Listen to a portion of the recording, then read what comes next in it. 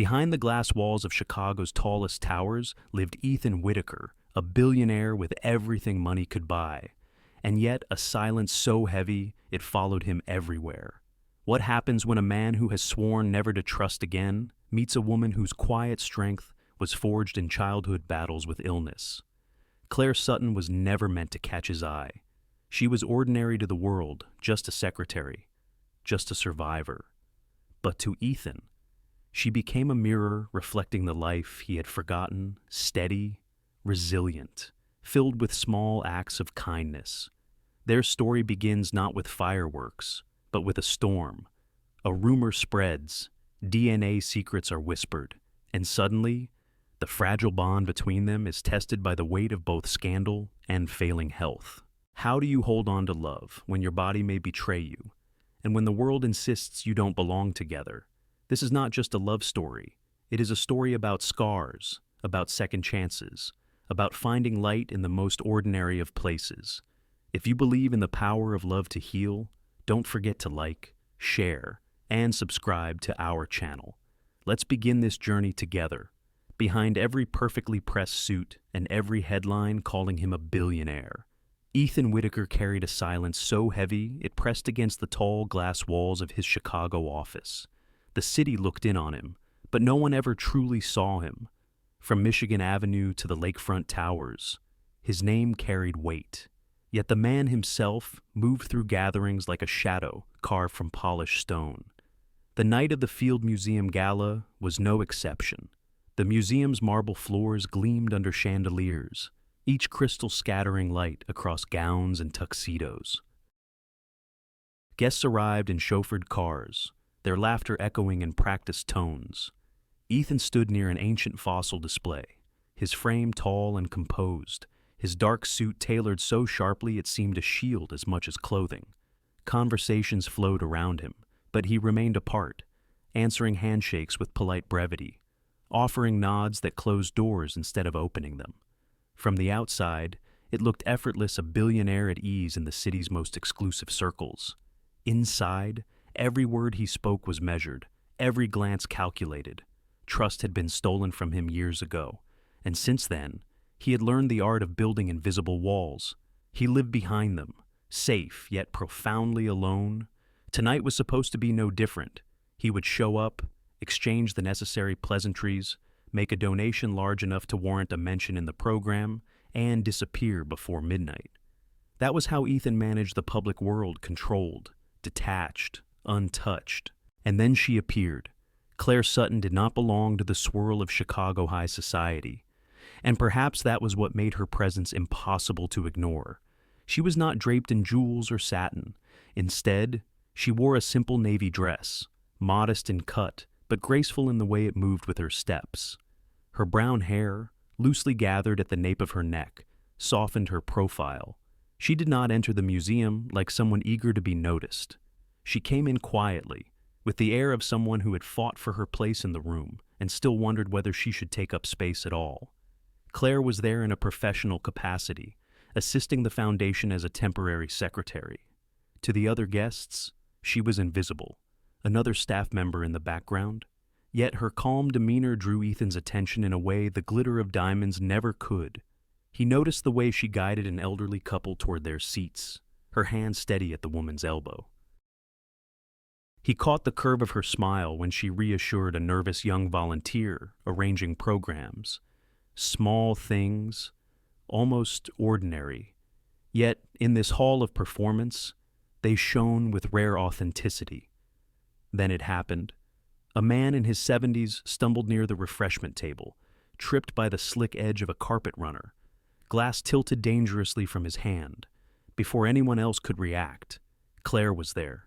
She reached him swiftly, steadying his arm, her other hand gently retrieving the slipping glass. Her voice was low, calm, almost musical, as she asked if he was all right. The man chuckled, embarrassed, and Claire's laugh answered his with warmth that dissolved the tension around them. It was nothing dramatic, no scene that would make headlines. But from where Ethan stood, the moment struck with unusual force. In a room filled with wealth and posture, she had acted with simple kindness, no calculation, no pretense. Ethan's gaze lingered longer than he intended. He felt the stir of something he had not allowed himself in years: curiosity. Who was this woman who moved through the room as if the performance of power did not touch her for a second? The glass walls inside him trembled. He imagined walking across the polished floor, introducing himself, allowing the barrier to thin, but habit old, familiar, relentless, pulled him back. Vulnerability had cost him before, and he would not let it cost him again. So he stayed where he was, silent, watching. He told himself it was only observation, nothing more. Yet, as the evening unfolded, his eyes betrayed him. They found her again when she adjusted the microphone for a speaker. They caught the tilt of her head when she listened attentively to someone others ignored. They followed her as she crossed the hall, unnoticed by most, unforgettable to him. By the end of the night, Ethan had accomplished everything he had planned. He shook hands with donors, gave his pledge, allowed the cameras their moment. Outwardly, nothing had shifted, but inside, a thread had been pulled loose, and he could not ignore it. As he left the museum, the cool night air swept across Lakeshore Drive, carrying the faint scent of the lake. Ethan paused on the museum steps, his driver waiting by the car. Through the tall glass windows behind him, he caught one last glimpse of Claire gathering programs into neat stacks, her movements unhurried, her expression serene. He turned away, sliding back into the armor of his role. Yet the image stayed. For a man who prided himself on control, that unsettled him more than he cared to admit. And so, the story began not with a grand gesture or a declaration, but with a glance held too long, a silence that meant more than words. Who was Claire Sutton, the woman whose quiet grace had pierced the walls around him? And what would it cost him if he dared to find out? The answer waited just beyond the horizon of that night. Sometimes, what draws two people together isn't fireworks in the night sky. It's the quiet steam rising from a cheap cup of coffee at midnight. The week after the gala, Claire found herself walking through the revolving doors of Whitaker Lakes Trust in the Loop. The foundation's offices were not as dazzling as the corporate tower where Ethan kept his empire. Still, the tall windows overlooked the Chicago River, and in the evenings, the water glowed with reflections from bridges lit in amber. Claire had been transferred temporarily to help with a backlog of grants and correspondence. To her, it was simply another assignment, steady work that paid the bills and kept her mother's modest house in Wisconsin in order. To Ethan, her presence was a complication he hadn't anticipated. He told himself it was coincidence hundreds of contractors moved through the foundation each year. Yet the moment he passed her desk, something unsettled inside him. She greeted him with the same calm respect she offered to anyone. No more, no less. That should have relieved him. Instead, it left him strangely restless. The work itself was demanding. A glitch in the grant management system had stalled dozens of applications. Deadlines loomed. One evening stretched later than expected. The office nearly deserted except for the hum of old fluorescent lights. Claire sat surrounded by manila folders, her sleeves pushed up, a strand of hair slipping loose from her bun. The photocopier jammed for the third time. She pressed the release lever, tugged at a crumpled sheet, and let out a sigh that sounded more resigned than frustrated. Ethan, passing by with a folder under his arm, paused. He rarely involved himself in clerical snags, but tonight he found himself stepping closer. Mind if I... He stopped himself. He wasn't here to offer help. Not really. Yet Claire glanced up, smiled, and moved aside. Without words. They worked together. He held the cartridge open while she smoothed the pages, their shoulders nearly brushing.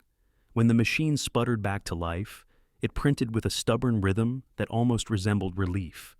Claire chuckled softly, shaking her head. Ethan caught the sound and felt it settle somewhere unexpected, like warmth slipping into a room long closed off. By the time the last grant application printed, the vending machine coffee was their only companion. Claire poured 2 cups, apologizing for the bitterness. But Ethan surprised himself by accepting it. They sat across from each other at the break table, a scratched surface etched with initials of staff long gone. The coffee was terrible burnt, metallic, but it carried a kind of intimacy he hadn't felt in years. Claire cupped her mug in both hands as if drawing comfort from the heat. She asked about none of the things people usually asked him. She didn't mention the size of his company or the fortune attached to his name. Instead, she wondered aloud whether the river always sounded louder after midnight. Ethan, caught off guard, admitted he had never noticed. For a man used to controlling every detail, the simplicity of her question disarmed him. They sat in a silence that wasn't heavy, but gentle like a pause in music where the listener leans in. Ethan studied her in the harsh light of the break room. Claire's face was marked not by glamour, but by steadiness. There was something about her that reminded him of Sunday mornings long before his life became crowded with lawyers and board meetings. Something ordinary, yet irreplaceable. He felt the old reflex rise, the need to retreat, to pull back behind the glass walls. But he didn't move. Not yet. As the clock edged toward 1, Claire stacked the last folder neatly, sliding her chair back with a soft scrape. She looked tired, but not weary, as if late nights were familiar companions. When she glanced at him, her smile was small, almost private, as though she knew he carried more silence than most men could bear. And in that moment, Ethan felt it again, the thread tugging loose. The possibility of something he hadn't allowed himself in a very long time. It wasn't romance, not yet. It was simply the recognition of peace, wrapped in the ordinary ritual of cheap coffee and stubborn machines. In the glow of the overhead lights, Claire gathered her bag, offered a polite goodnight, and stepped toward the elevator. Ethan watched her reflection in the glass until the doors closed. He told himself it was nothing, just a late night, just another contractor, just another cup of bitter coffee. But as he turned off the lights and walked back into the night, her quiet laugh lingered, soft as steam rising from a mug in an empty room. For a man who measured everything in profit and risk, he could not measure this. And when he closed his eyes later that night, he saw it again, her smile under the hum of the neon, planting a small, stubborn peace inside him that refused to fade. Trust is fragile. Just when it begins to form, fear can shatter it with a single step backward. The office had emptied hours ago, leaving only the faint hum of the river outside and the steady buzz of fluorescent lights overhead. Papers were stacked, coffee cups rinsed, and silence draped itself across the foundation floor like a heavy curtain. Ethan and Claire had just finished another late-night session sorting through grant applications, and for once, the weight of deadlines no longer pressed on them. They stood together by the tall windows, looking out over the Chicago River. Claire leaned lightly against the glass, her arms folded, her reflection faint beside the city lights. Ethan, a few feet away, noticed how the skyline framed her, how the neon glow touched the line of her cheek. He wasn't a man who believed in poetry, yet in that moment, something in her stillness unsettled him more than any boardroom battle ever could. She turned her head slightly, catching his gaze. No words were exchanged, but the air between them shifted, charged with the unspoken. It wasn't dramatic. It was subtle, the kind of moment that slips past unnoticed unless both people are listening closely. Ethan was listening, and it rattled him. For a heartbeat, he considered stepping closer. He imagined what it might feel like to set down the weight of caution, to speak to her not as an employer or benefactor, but simply as a man. He hadn't allowed himself that thought in years. But then the old ghosts rose. The memory of a woman who once smiled at him the same way, who had whispered words of devotion while quietly feeding his rival's secrets. The sting of betrayal hadn't dulled with time, it had hardened, etched into his instincts. Every time he felt the faintest pull toward closeness, that scar reminded him of the cost. Ethan straightened, tucking his hands into his pockets as if bracing himself against something dangerous. He took a slow step back, breaking the fragile current that had begun to flow between them. Claire noticed. Her expression didn't falter. She was steady, gracious, professional, but inside, she felt the subtle sting. She had sensed the moment, too, had felt the possibility shimmer for just a second. His retreat was small, almost imperceptible, yet it carried the weight of rejection. Still, she did not show it. Years of learning how to carry herself with quiet dignity had taught her to hold disappointment without letting it spill. She simply offered him a polite nod, gathering her bag from the chair nearby. "Good night," she said softly, her tone even, her smile faint but kind. He returned the nod, his reply equally restrained. The words were ordinary, but beneath them lingered all that had not been said. As the elevator doors closed behind her, Ethan exhaled a breath he hadn't realized he was holding. Relief, regret, and frustration tangled inside him. He told himself it was necessary. Distance was safer for him, for her, for the fragile balance of their professional world. But as he returned to his office, the silence pressed heavier than before, and for the first time in a long while, he wondered if safety was worth the cost of solitude. Claire walked out into the cool night, her footsteps echoing on the pavement. She told herself not to overthink it. He was her employer, a man with walls she could neither scale nor wish to. Yet the hollow ache surprised her. She had learned to live with silence too, after her own battles and recoveries. But his retreat reminded her how easily hope could collapse before it even began. The city lights blurred as she blinked back a sudden tightness in her chest. She had no reason to expect anything more, and yet, in that fleeting second when their gazes had locked, she had felt a warmth she hadn't known she missed. That warmth, now gone, left a sharper chill in its place. By the next morning, Claire resumed her work with the same calm efficiency as always. She sorted files, answered calls, and moved through her tasks without hesitation. To the outside world, nothing had changed, but beneath her steady exterior, she carried the quiet bruise of a door that had almost opened, only to close again. Ethan, too, resumed his routine. Meetings filled his hours, numbers filled his mind, and the armor of his role shielded him from questions he didn't want to ask. Yet each time he passed Claire's desk, the memory of that night returned. He told himself he had done the right thing. He had kept them both from crossing a dangerous line, but the truth, heavy and unspoken, was that the line had already been drawn, and retreating had not erased it. It had only left both of them standing on opposite sides, staring across a distance that suddenly felt wider than before. Life, however, has a way of circling back. Sometimes the very walls we build are tested by the people who refuse to vanish quietly. One evening, as Ethan sat in his office scanning the week's calendar, an invitation caught his eye. Lucas and Hannah Reed, his closest friends, almost family, had organized a community event in Door County. It was meant to be informal, a gathering to celebrate a new scholarship fund. Ethan normally declined such invitations, preferring the safety of predictable routines. But this one carried a small note at the bottom. Claire Sutton had been asked to assist with the event. He stared at the words longer than he meant to. Perhaps he would go after all. When the lights go out and the storm howls outside, what remains is the raw truth of who we are, with no walls left to hide behind.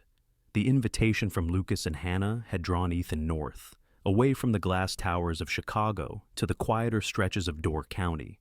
The town was small, framed by cherry orchards and the steady rhythm of waves rolling against the Lake Michigan shore. It was the kind of place Ethan rarely visited anymore, too full of ordinary life he had long forgotten.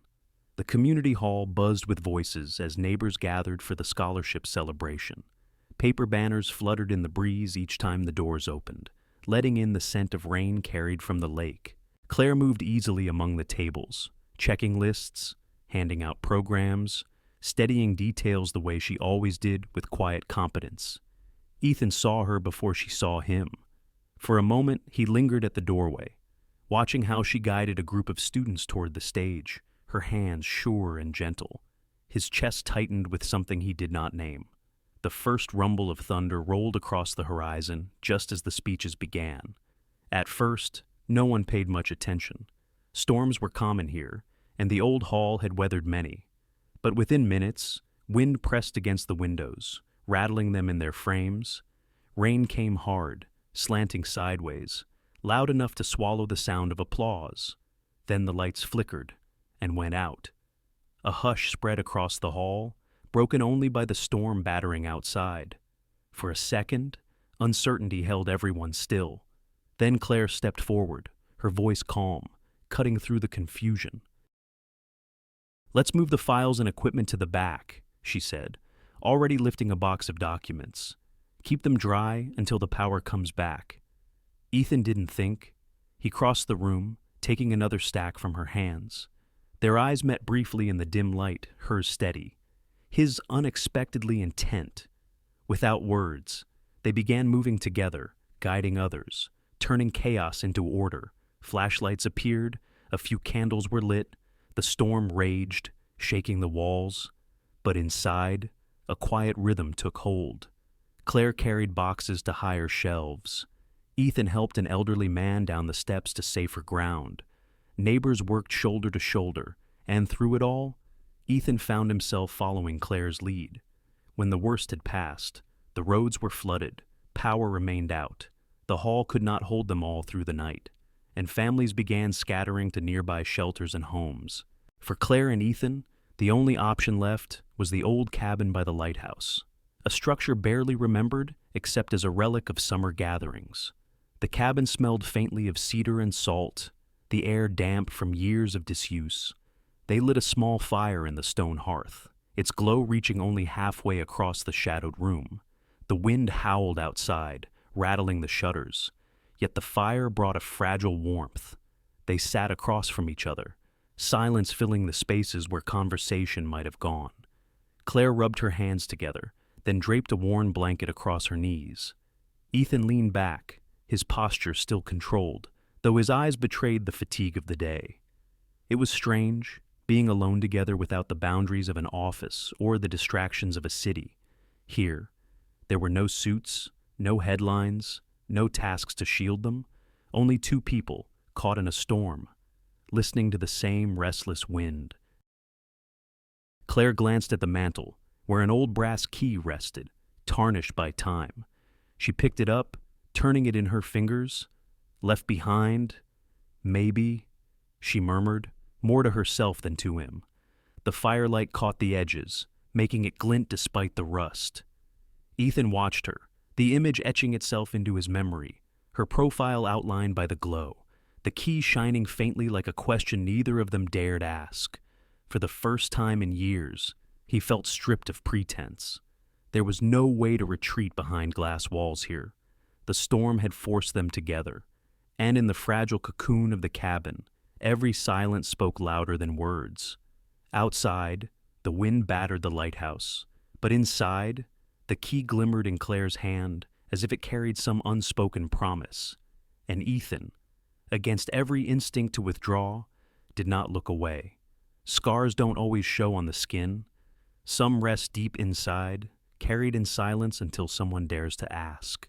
The storm had calmed by dawn, leaving only the sound of dripping branches outside the cabin. Inside, the fire still burned low, casting long shadows across the rough wooden walls. Claire stirred, rising to add another log, her movements quiet but steady. The air carried the scent of smoke, damp wood, and something older, the memory of lives that had once filled the place. Ethan sat nearby, his jacket folded over the arm of a chair, his shirt sleeves rolled up. He looked less like the untouchable CEO and more like a man worn thin by years of vigilance. The silence between them had stretched through the night, not heavy, but waiting. Claire settled back onto the worn sofa, pulling the blanket across her knees. She glanced at Ethan, then at the fire. "Funny, isn't it?" she said softly. "How storms remind us how small we really are." Ethan gave a slight nod. His gaze remained on the flames, but his thoughts drifted elsewhere. Small talk had never been his refuge. Still, something about the cabin, about her presence, pulled at the knots he had tied so tightly around himself. Finally, he spoke, his voice lower than usual. "Storms I can handle. It's people I lost faith in." The words surprised even him. He hadn't meant to offer them, yet they hung in the air, demanding to be acknowledged. Claire turned her head, watching him with quiet patience. She didn't press, didn't prod. She simply waited, and in that waiting, Ethan felt something shift. My marriage, he continued after a pause. She wasn't who I thought she was. For years, I believed I'd built a life on trust. Then I found out his jaw tightened. He stopped short, as if finishing the sentence would reopen wounds that had never healed. Claire's hands rested still on the blanket, her eyes steady. She didn't need the details.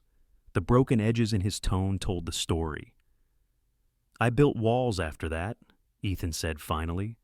I made sure no one could get close enough to do it again. Safer that way. The fire popped softly, filling the silence that followed. Claire drew a breath, then pulled the edge of her scarf aside, revealing a faint line across her collarbone, pale against her skin. When I was 12, she said, her voice even, they told me I had lymphoma. I spent a year in and out of hospitals, chemo, radiation, the works. They said I might not make it. She gave a small, rueful smile.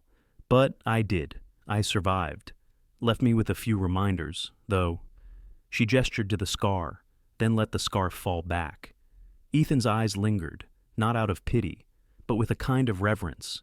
He had expected her to be untouched by hardship, the way she carried herself so calmly. Instead, he realized her steadiness had been forged in fire long before he met her. Doesn't bother me most days, Claire added, but it's there, like yours, not visible to everyone, but real enough. Something softened in Ethan then, like stone warming in the sun. For the first time, he felt the quiet possibility of being understood without performance, without armor. They sat together, the silence now different, less guarded, more open. The storm outside had forced them into this space, but it was their scars, shared and spoken aloud, that began to bridge the distance. Claire reached for the brass key she had picked up the night before, still lying on the mantel. She turned it in her hand, the metal cold and heavy. Without thinking too much, she placed it in her pocket. Then, with a glance at Ethan, she said, "Maybe we're all just holding on to keys. Some open doors, some keep them locked." Her words lingered, and Ethan felt their weight settle inside him. He didn't argue, he didn't retreat. He simply nodded, allowing the thought to rest. The fire burned lower, but the room no longer felt cold. Outside, the lake stretched wide and restless, the sky clearing to pale gray. Inside, two people sat side by side, carrying scars different yet alike, bound not by pity, but by recognition. And as Claire slipped the old key into her pocket, it became something more than forgotten metal. It became a quiet secret, a symbol they both knew, though neither dared to name aloud. Love doesn't always begin with fire. Sometimes it begins with a steady rhythm, like two hands moving in sync over the ordinary tasks of life. After the storm in Door County, both Ethan and Claire returned to Chicago, back to the familiar hum of traffic, the trains rattling across bridges, and the endless shuffle of people moving through the loop. Yet something between them had shifted. The storm had stripped away their defenses for one long night, and the quiet confessions that followed had left a mark neither could dismiss. Still, they did not rush toward romance. There were no dramatic declarations, no grand gestures. Instead, there was a pact unspoken, gentle, but real. They would allow closeness in the small things, in rhythms so ordinary they might be overlooked by anyone else. It began with coffee. One early morning, Ethan found himself on the Riverwalk, watching the water catch the first light of dawn. Claire arrived carrying 2 paper cups from a corner cafe. She handed one to him without ceremony, as though it had always been part of their routine. The coffee was hot, the cardboard sleeve warm against his palm, and in that simple gesture, Ethan felt something more grounding than any boardroom victory. The mornings became a habit. Some days they walked in silence, sipping, listening to the river. Other days, Claire would tell a small story from her life about the children's library where she volunteered, about the pie contest her mother once entered back in Wisconsin, about the stubborn neighbor's dog that barked at everyone except mail carriers. Ethan rarely shared as much, but he listened, and he found himself looking forward to the sound of her voice more than he cared to admit. Sundays carried their own rhythm. Claire's mother had always cooked a simple roast or chicken on the weekend, and Claire kept the tradition alive. Ethan had not eaten a Sunday meal at a family table in years. Yet one evening, he found himself seated at Claire's modest kitchen, watching as she basted a chicken in a small enamel pan. The room smelled of rosemary and garlic, the kind of aroma that wrapped itself around memory. Claire set the table with mismatched plates, each one carrying a faint chip at the edge. Ethan noticed them, then noticed the way she didn't apologize for them. She lived with what she had, steady and unpretentious. When she passed him a plate of roasted carrots, he realized he hadn't felt this kind of ease in decades. The dinners became another rhythm. They didn't happen every week, but often enough that Ethan began to anticipate the comfort of them. Sometimes he brought dessert pastries from a bakery near his office. Other times, he rolled up his sleeves and helped her chop onions. Awkward at first, but gradually more comfortable. He laughed once when he sliced a carrot too thick, and she teased him gently, the sound of her laugh filling the kitchen like music. Not all their moments were framed in kitchens or along the river. One Saturday, Claire mentioned an old wooden chair that had belonged to her grandfather. The leg had broken, and she hadn't found the time to fix it. Ethan surprised her by offering to take a look. They set the chair on a sheet in her living room. Ethan knelt beside it, tools spread around him, Claire holding the flashlight. The task was small, but to him, it felt strangely intimate. His hands, used to signing contracts and holding briefcases, steadied the wood as he sanded the edges smooth. Claire watched, offering the occasional suggestion, and when the leg finally held, she smiled with a pride that reached her eyes. Pie followed. Claire, recalling the orchards of Door County, baked cherry pies in her small kitchen. She showed Ethan how to cut vents into the crust, how to brush the top with egg wash. He stood beside her, clumsy but willing. And when the scent of cherries filled the room, he felt something stir a memory of summer fairs, of a time before wealth had walled him off from such simple joys. Even the city seemed to soften in their presence. On afternoons when schedules allowed, they walked to small markets, choosing fresh flowers or picking through baskets of apples. Ethan found himself carrying bags, something he hadn't done for years, and realizing he didn't mind. The ordinary details wove themselves into a pattern, steady and grounding. Claire's volunteer work drew him further in. She invited him once to the children's ward, where she read aloud on Saturdays. Ethan hesitated. His life was not built for such tenderness, but he followed. He watched as Claire sat in a circle of children, holding a worn picture book, her voice animated, her expression soft. The children leaned toward her, captivated, their laughter spilling through the sterile halls. Ethan stood at the edge, uncertain, until one boy tugged at his sleeve, asking if he would turn the page. Awkwardly, he knelt, helping. And the boy grinned. Something inside Ethan shifted that afternoon.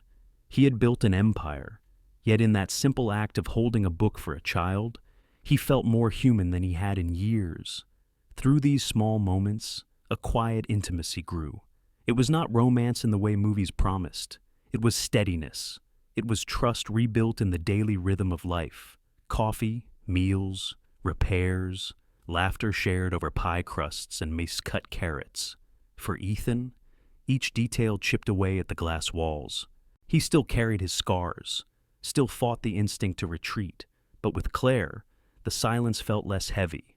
For Claire, the companionship reminded her that survival was not the end of her story, that she could live, laugh, and build something new even after all she had endured.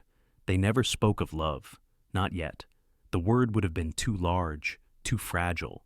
Instead, they lived in the small packs of presence, showing up for one another in ways that mattered.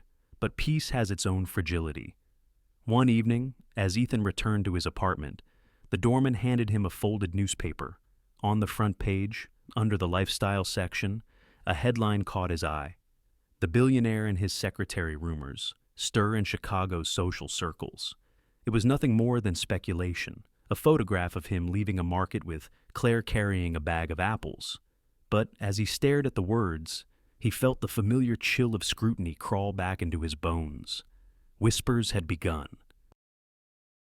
And whispers, in his world, were storms waiting to break.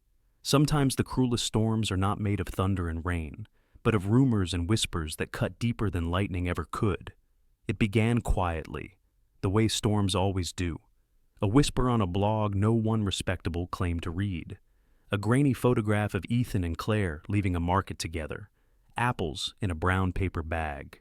The caption was teasing, suggestive, harmless at first glance, but beneath it, the writer hinted at something far more dangerous than romance bloodlines.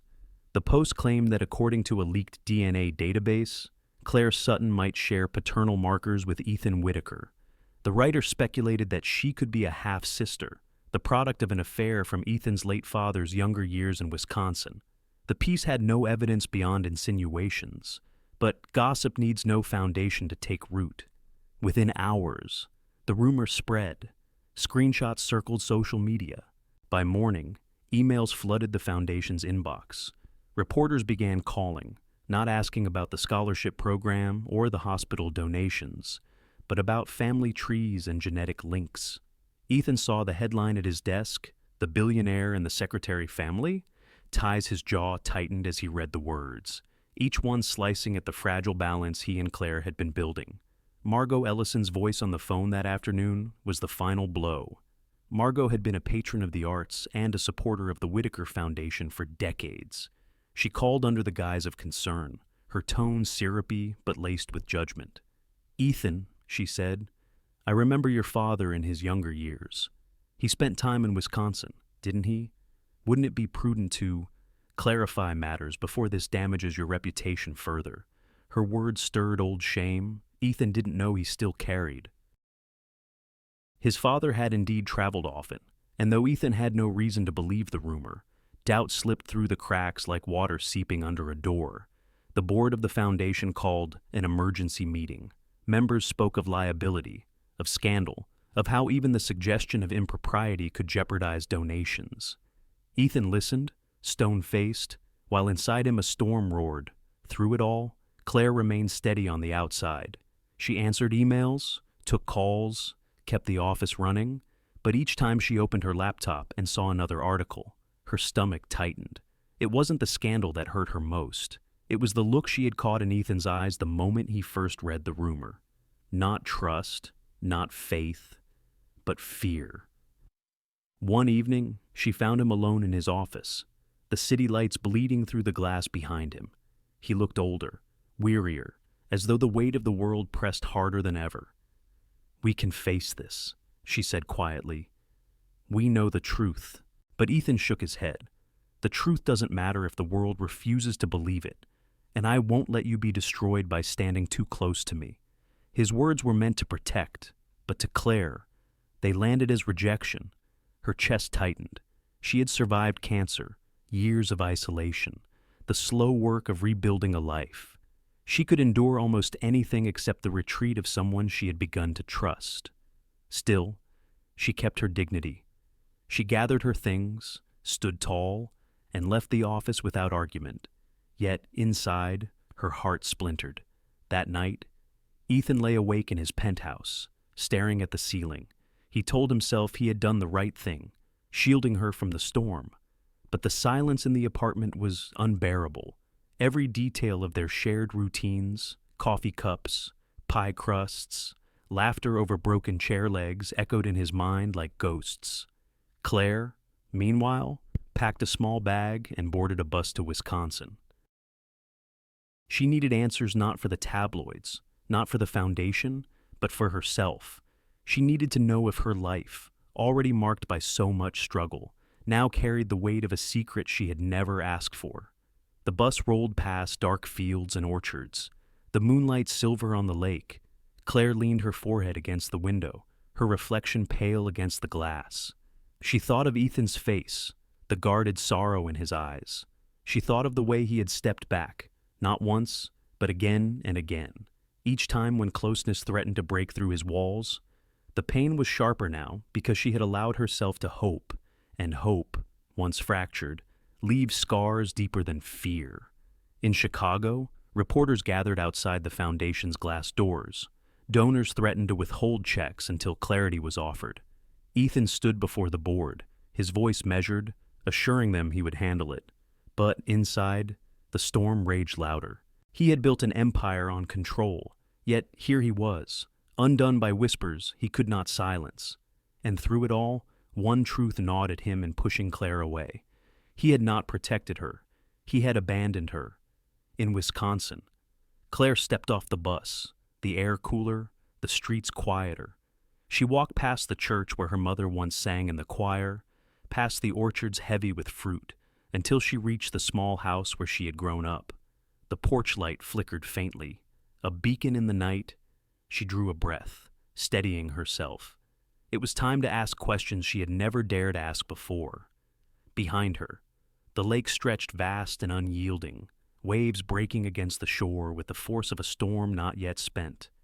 Every love story has a breaking point the moment when truth is demanded, no matter how painful it may be. For Ethan, the storm of rumors had pushed him into action. He could not rest on speculation, not when the whispers gnawed at his foundation and cast shadows across Claire's name. Quietly, discreetly, he hired a genealogical investigator. The man sifted through records, church registries, medical files, tracing branches of the Whitaker line back through decades. Ethan read the reports at night, the city glowing beyond his windows, each word tightening the coil of unease inside him. Claire, meanwhile, sought her truth closer to home. She sat across from her mother at the worn oak kitchen table in Wisconsin, the one that had carried Sunday roasts and birthday cakes through her childhood.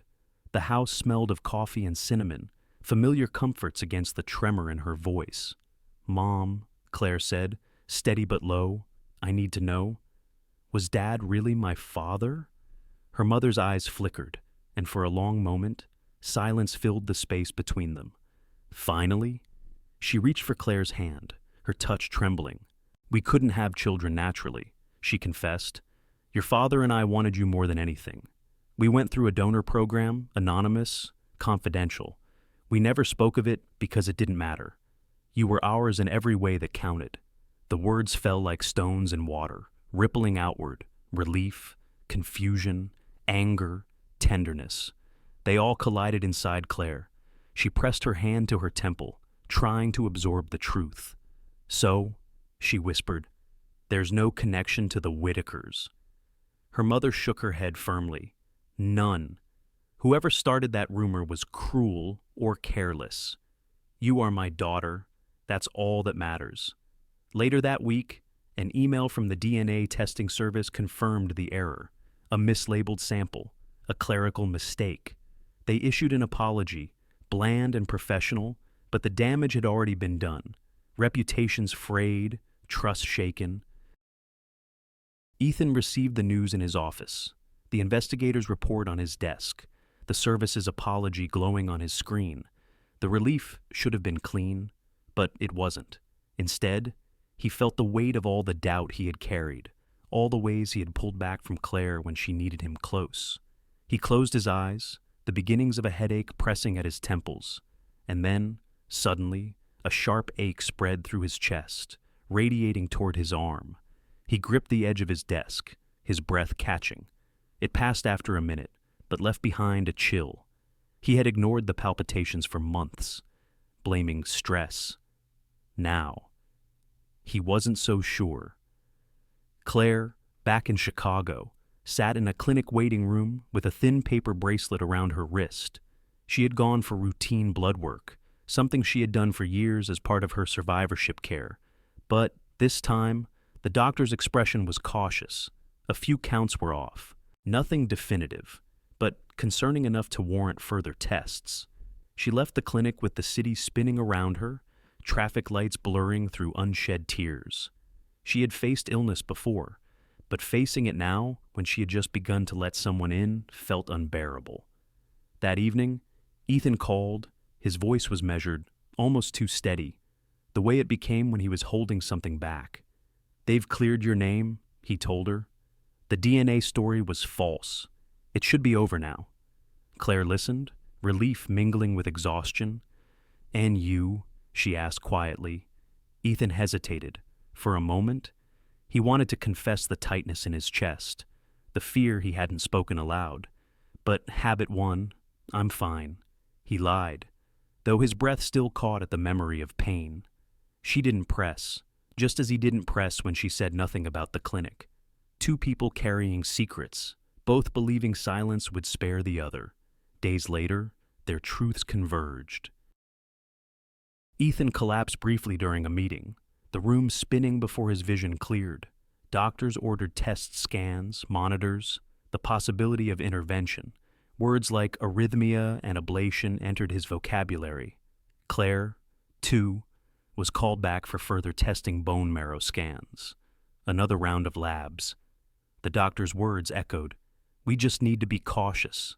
Neither wanted to burden the other, but fate had tied their struggles together. Appointments were scheduled, his at Northwestern Memorial, hers at the cancer center across the street. Same day, same morning. Ethan stood by his office window the night before, looking down at the river lit with street lamps. Across town, Claire sat at her kitchen table, fingers tracing the grain of the wood. Both carried the same weight fear, not only for themselves, but for what their silence might cost. Every love story has a breaking point. For Ethan and Claire, it was here two hospital wristbands, two futures uncertain, one fragile bond tested by both truth and illness. And as dawn approached, they each folded the appointment slips into their pockets, knowing that by nightfall, nothing would remain the same. Sometimes healing begins not with a cure, but with the courage to stand in the open and admit what we fear most. The morning air along Montrose Harbor was sharp with the smell of water and early spring chill. The lake stretched wide, rippling silver under a pale sunrise. Seagulls wheeled overhead, their cries scattered by the wind. Chicago had not yet woken fully. Only joggers and fishermen shared the quiet shoreline. Ethan stood by the railing, his hands in his coat pockets. He looked out over the horizon, the weight of sleepless nights etched into the lines of his face. For days, he had turned over the same thoughts about truth, about silence, about the things he had nearly lost by holding back. Footsteps behind him made him turn. Claire approached, her scarf wrapped tightly, her eyes tired but steady. She didn't hurry, didn't falter. She simply came to stand beside him, facing the same horizon. They said nothing at first. The lake filled the silence, waves brushing against the rocks. The pause was not avoidance, it was courage gathering itself. Finally, Ethan spoke, his voice low. "I was afraid." He drew a breath, his gaze fixed on the water. Afraid of the scandal, afraid of my own heart giving out, afraid of what it would cost you to stand near me. Claire's hands rested on the railing, fingers pale in the cold. "And I was afraid of telling you about the tests," she admitted. "I didn't want to drag you back into hospitals and waiting rooms. I thought keeping it from you would protect you." Their words hung between them, vulnerable and raw. Neither offered excuses. They simply laid the truth down, side by side, like fragile offerings. Ethan turned then, meeting her eyes. "I've started seeing a therapist," he said, the words awkward but firm. "Someone to help me face what I've been carrying since my marriage. I've scheduled a full cardiac evaluation ablation, if needed. I don't want to keep pretending I'm fine." Claire's breath caught, not with fear but with a flicker of relief. He was choosing honesty, choosing to face what had long haunted him. She nodded slowly. "And I have a biopsy scheduled. They don't know yet if it's anything, but I want you to know I don't want to hide from you anymore." The wind lifted her hair, carrying strands across her cheek. Ethan reached out instinctively, then stopped himself, hand hovering for a moment before falling back. Not touching, not claiming, only respecting. It was enough, because what mattered was not the gesture, but the act of standing side by side, admitting fear without turning away. The gulls scattered suddenly, a boat moving out from the harbor, its motor growling against the quiet. Claire watched it, her expression thoughtful. "I can't promise you what will happen," she said softly. "Not with my health, not with anything. I'm not asking for promises," Ethan replied. "I'm asking to be there, Even if it's hard, even if it hurts. Her eyes met his. Steady now?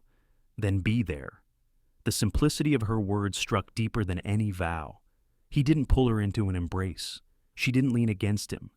They simply stood together as the sun rose higher, letting light fall across their faces. For Ethan, it was the first time in years that he felt the weight of his walls begin to lift, not through control, not through withdrawal, but through honesty. For Claire, it was the first time she let someone stand beside her scars without apology. They lingered until the sun fully broke the horizon, painting the water in shades of gold. Then Claire pulled a folded slip of paper from her pocket. "My biopsy is Thursday morning," she said. Ethan reached into his coat and drew out his own appointment card. "My procedure is Thursday afternoon." The coincidence hung between them, fragile and undeniable. 2 battles, 2 bodies, 1 day. Claire exhaled slowly. "Then Thursday is the day we stop pretending." Ethan nodded. His hand brushed hers lightly on the railing, not a grasp, not possession, only a quiet assurance. The lake shimmered, waves slapping gently against the harbor wall. Above them, the city stirred awake, unaware of the pact quietly sealed at the water's edge. Every love story has turning points. For Ethan and Claire, it was not in declarations or kisses, but in this morning, 2 people admitting their fear and still choosing to face it together. As they walked back along the path, the wind biting, but the silence easier, Ethan felt a strange calm settle in his chest. The future was uncertain, their health fragile, but for the first time, he was not carrying the burden alone. And Claire, slipping her hands into her pockets, felt the weight of the old brass key she still kept there. She smiled faintly. Some doors were meant to open slowly. The harbor faded behind them, but Thursday loomed ahead, a day that would test the strength of everything they had begun to build. When 2 bodies fail at the same time, love is tested not in words, but in the way 2 hands hold on through the night. Thursday came like the slow turning of a tide. The hospital corridors smelled of antiseptic and coffee brewed too long. Monitors beeped faintly behind closed doors. A rhythm of uncertainty. Ethan and Claire arrived separately, but found each other in the waiting area, the silence between them heavier than any conversation. Ethan's cardiologist had been direct. The arrhythmia was no longer something to ignore. He needed a catheter ablation to burn away the tissue causing the misfiring beats.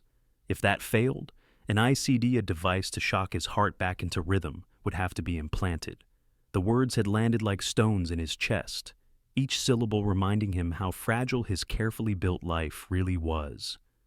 Claire's oncologist, equally steady, had spoken of precautionary treatment. Her biopsy revealed cells that were not yet cancer, but not entirely innocent either. A gray space, too risky to ignore. She would need to begin a preventive regimen, the kind that carried side effects she remembered too well from her childhood: nausea, fatigue, the slow erosion of strength. They sat side by side in the quiet corner of the hospital atrium, a paper cup of water between them. Neither tried to soften the truth. Their eyes spoke what their voices could not fear, raw and unhidden. "Funny," Claire whispered at last, staring at the tiled floor. "We thought the storm was gossip and rumors. Turns out it was our own bodies all along." Ethan let out a sound that was not quite a laugh. He reached for her hand, hesitated only a second, then closed his fingers around hers. The warmth of her palm steadied him more than any medication. The hours stretched. Nurses called names. Families shifted restlessly in plastic chairs. Ethan and Claire stayed still, hands linked. The silence between them no longer a barrier, but a bond. When Ethan was taken back for prep, Claire followed as far as she was allowed. She stood at the door of the cardiac unit, watching as orderlies guided him onto a gurney. For the first time, she saw the fear he usually hid. He didn't try to mask it, not now. Their eyes met across the threshold. "No matter what," he said quietly, his voice rough. "Don't walk away." Her throat tightened. "I won't," she answered, hours later, after the ablation. He returned pale but stable. The doctor said it had gone well, but the possibility of needing an ICD remained. He dozed in recovery, machines tracing every beat of his heart. Claire sat in a chair beside him, her own wrist still marked from her blood draw earlier that day. Her oncologist had explained her path clearly: monitoring, medication, and possibly more if the markers shifted. It was not yet relapse, but the specter of it shadowed her every thought. She watched Ethan breathe, the steady rise and fall of his chest under hospital sheets. He had always seemed unshakable to the world, but here he was, as fragile as any man, and she realized so was she. They were two people carrying scars, both visible and hidden, bound not by perfection, but by the raw truth of their limitations. When he stirred, his eyes heavy but clear, she leaned forward. "You're here," she whispered. "So are you," he murmured back. That night, snow fell outside, the first of the season. From the wide hospital windows, the flakes looked like ash drifting under street lamps, soft and relentless. The world was quiet, muffled by winter's breath. They sat together in the lounge near the window, bundled in hospital blankets, their shoulders touching. Neither spoke much. Words felt too small for the enormity of what they faced. Instead, they shared silence, watching the snow blur the city skyline. Claire thought of the brass key still in her coat pocket, the one she had carried since Door County. She wondered if storms always left tokens behind, little reminders that survival itself was a kind of covenant. Ethan's hand found hers again, slower this time, not with urgency but with certainty. His grip was weak but unwavering. "We don't know what comes next," he said, voice barely above the hum of machines. "But I need you to know if my heart fails, if your body falters, if both of us stumble, I'm not leaving." Tears welled in her eyes, not from fear but from recognition. "Then neither am I," she answered. In the sterile glow of the hospital, with snow drifting beyond the glass, they forged a promise not dramatic, not gilded with vows, but steady as breath, a promise to stay. The hours slipped by, nurses checked vitals, monitors hummed, the snow thickened. Two figures remained by the window, small against the expanse of the hospital, yet anchored by the quiet strength of hands that refused to let go. By morning, results would come, prognoses would be given, plans would be made, but for now, on this night of first snow, they held fast to each other, fragile and fierce in equal measure. Sometimes life doesn't hand us miracles in shining packages. Sometimes it gives us second chances, wrapped in scars and stitched with quiet hope. Winter deepened in Chicago, the lake a sheet of steel under gray skies. Snow clung to rooftops and sidewalks, muffling the city's usual clamor. Inside Northwestern Memorial, Ethan Whitaker stirred awake to a world that felt both fragile and new. The ablation had worked. His heart still carried its irregularities, but the storm inside his chest had calmed. The doctors spoke of stability, of medications, of careful monitoring, words that sounded almost like mercy. Claire sat at his bedside, her hand resting lightly over his. She had finished her own first rounds of preventive treatment, the side effects gentler than she remembered from childhood. Nausea came and went, fatigue pressed against her shoulders, but each test afterward showed progress. The phrase "responding well" became a thread she clutched with quiet relief. They were not cured, not untouched. They carried scars, fresh and old, but they were here, alive, side by side. One morning, as snowflakes brushed against the hospital windows, Claire opened a letter addressed in the uneven handwriting. She unfolded the paper and began to read aloud. "Dear Miss Claire, thank you for reading to us at the hospital. I like the story about the lighthouse. I think you're brave. I hope you feel better soon. Love, Maddie." The words were simple, but they struck like a bell. Claire's throat tightened as she read them again. Ethan watched her, the curve of her smile softened by tears. "That little girl," Claire whispered. She listened. She remembered. Ethan reached for the letter, tracing the childish loops of ink. Bravery doesn't always look the way we expect, he said. Sometimes it's just showing up. The letter became a talisman. Claire tucked it into her bag, carried it home, placed it on her nightstand. Each morning, she read it again, letting the words remind her that her life, even marked by illness, carried weight for others. Ethan, too, found his perspective shifting. For years, his wealth had insulated him, but now he saw the cracks. Money could not shield the body from failing, nor the soul from loneliness. What mattered, he realized, was presence, the daily choice to stand with someone, to offer steady hands in the dark. It was Claire who suggested they attend a meeting about child sponsorship. They sat in a modest community center, surrounded by photographs of children from across the city and beyond. Stories lined the walls, kids needing stability, guidance, someone to believe in them. Ethan listened quietly as Claire asked questions, her voice thoughtful but certain.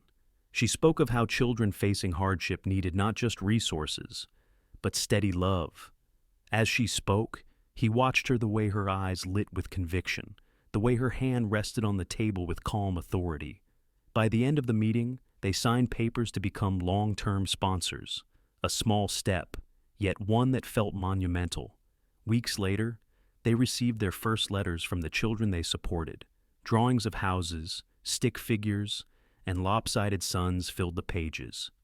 Ethan sat with Claire at her kitchen table, their mugs of tea steaming beside the envelopes. He studied the drawings with the same intensity he once reserved for contracts, humbled by the simplicity of crayons on paper. "This feels more real than half the deals I've ever signed," he admitted. Claire smiled, her eyes tender. Because it is, in time, their conversations turned to adoption, not as a grand declaration, but as a quiet possibility. Claire admitted her doubts, her health, her age, the unpredictability of life. Ethan countered with his own fears, his heart, his history, the scrutiny of the world. Yet beneath their hesitations lay a truth neither could ignore. They both longed for a home filled with more than survival. They longed for a family, however imperfect. The idea lingered like a gentle flame, flickering but steady. One evening, they drove north to Door County, snow crunching under their tires as they returned to the lighthouse cabin. The storm of months past seemed far away, the lake calm under the winter sky. Inside the cabin, Claire pulled the brass key from her pocket. She had kept it all this time, the metal worn smooth by her touch. She held it out to Ethan, her eyes steady. "This key," she said softly. "It used to feel like just a relic. Now, it feels like a beginning." He took it from her, their fingers brushing. The fire in the hearth crackled, casting their shadows across the wooden walls. For the first time, Ethan allowed himself to imagine the space not as a shelter from storms, but as a home. "Then let's open the door," he said. They laughed quietly, not because the words were clever, but because they were true. For two people who had nearly lost everything, the idea of building a life together felt nothing short of miraculous. That night, as snow drifted against the windows, Claire placed the key on the mantel. It gleamed in the firelight, no longer forgotten metal, but a symbol of all they had endured and all they still hoped for.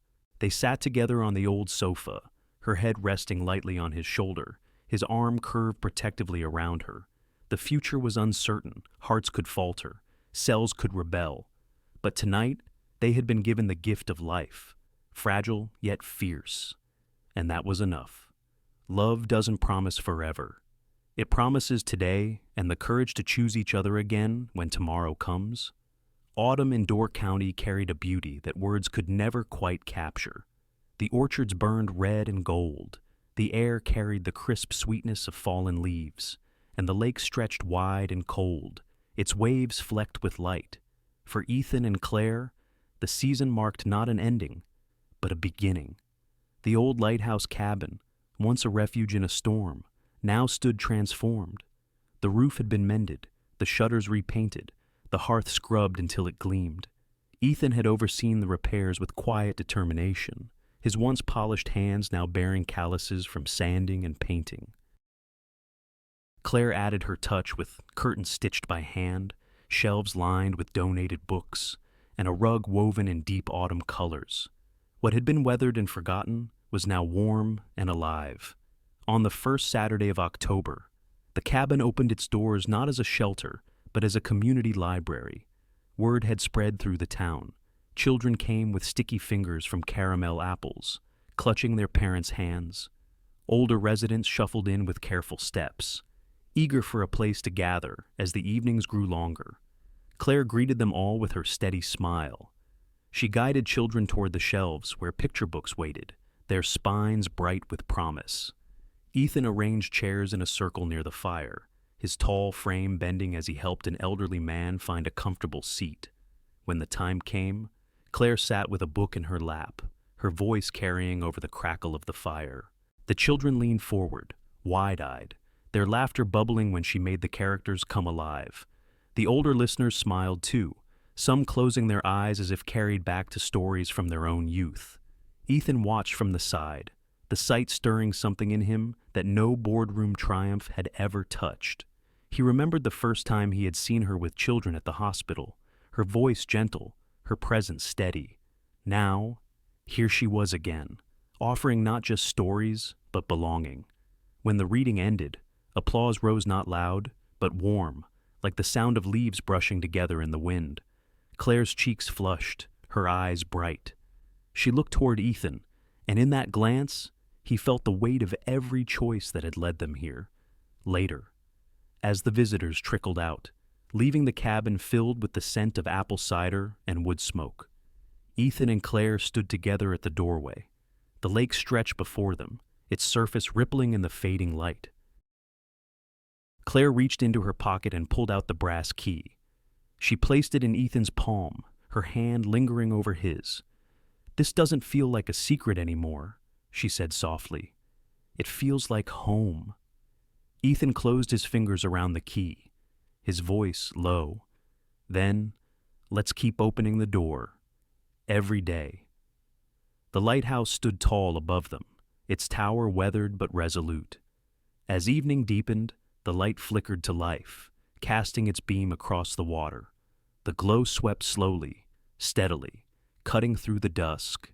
Inside, the fire crackled, the shelves stood ready with books, and the chairs waited for the next gathering. Outside, the leaves rustled, the waves kissed the shore, and the lighthouse kept watch.